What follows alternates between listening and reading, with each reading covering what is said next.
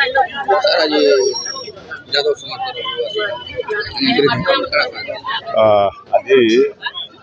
प्रति वर्ष भाया ए वर्ष भी 30तम दोल पूर्णिमा यादव महासभा तरफ पालन करा आपण माने देखि पारुथिबे बहुत धूमधाम रे पालन प्रति वर्ष करा जायसी ए वर्ष भी करा जाउचे। यार अर्थ होचे गुटे समाज के गुटे मेसेज दबार अच्छे जे आमे समस्ते एक भाईचारार पर्व दोल पूर्णिमाटा सहर विभिन्न